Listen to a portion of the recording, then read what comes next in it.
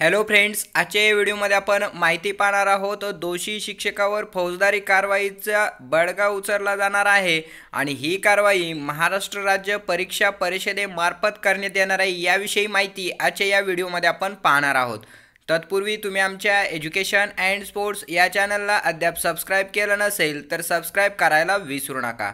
पाहूया, प्राथमिक शाळेत नोकरी टिकावी म्हणून शिक्षक पात्रता परीक्षा अर्थात TET उत्तीर्ण होण्याचे बोगस प्रमाणपत्रे देणाऱ्या शिक्षकांची झाडाझडती होणार असून प्रकरणातील दोषीवर फौजदारी गुन्हे दाखल करण्यात येणार आहेत। बोगस प्रमाणपत्रे तयार करणारे रॅकेट राज्यात सक्रिय असल्याबाबत महाराष्ट्र राज्य परीक्षा परिषदेने दुजोरा दिला आहे। या रॅकेटचा पर्दाफाश करण्यासाठी पावले उचलण्यात येणार असल्याची माहिती परिषदेच्या वरिष्ठ अधिकाऱ्यांनी दिली। राज्यातील शाळांमध्ये इयत्ता 1 ते 8वी पर्यंतच्या शिक्षकांनीच आपली नोकरी टिकवून ठेवण्यासाठी TET उत्तीर्णचे बोगस प्रमाणपत्र दिल्याचा प्रकार समोर आला आहे। या प्रकरणाचा छडा लावण्यासाठी महाराष्ट्र राज्य परीक्षा परिषदेने 2013 नंतरच्या TET उत्तीर्णच्या प्रमाणपत्रांची पडताळणी करण्याचा निर्णय घेतला। या संपूर्ण प्रकाराचे वृत्त गुरुवारी महाराष्ट्र टाइम्समध्ये प्रकाशित झाल्यानंतर राज्यात खळबळ उडाली।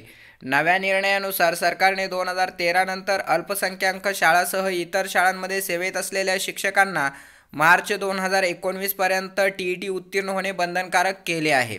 त्यानंतरही TET उत्तीर्ण न होणाऱ्या शिक्षकांची सेवा समाप्त करण्यात येणार आहे। याचा धसका घेऊन शिक्षकांनी TET उत्तीर्ण असल्याचे बोगस प्रमाणपत्र शाळांमध्ये सादर केल्याचे उघड झाले आहे। ही प्रमाणपत्रे व्हॉट्सॲपवर व्हायरल झाली आहेत। त्यामुळे या शिक्षकासोबत बोगस रॅकेट चालवणाऱ्या व्यक्तींच्या विरोधात फौजदारी कारवाई करण्यात येईल असे सूतोवाच परिषदेने केले आहे। महाराष्ट्र राज्य परीक्षा परिषदेकडे शिक्षकांनी TET उत्तीर्ण झाल्याची बोगस प्रमाणपत्रे नोकरीसाठी दिल्याच्या तक्रारी आल्या आहेत। या तक्रारीची पडताळणी करण्यात आल्यानंतर 2013 नंतरच्या साधारण 70,000 TET प्रमाणपत्राची पडताळणी करण्यात येईल। बोगस प्रमाणपत्राच्या प्रकरणात दोषीवर फौजदारी कारवाई करण्यात येईल असं दत्तात्रय जगताप, अध्यक्ष महाराष्ट्र राज्य परीक्षा परिषद यांच्यामार्फत सांगण्यात आलेलं आहे। यावरून आपल्या लक्षात येतं की राज्यामध्ये बोगस TET प्रमाणपत्रांचं एक रॅकेट असून हे रॅकेट लवकरच उघड येण्याची शक्यता आहे।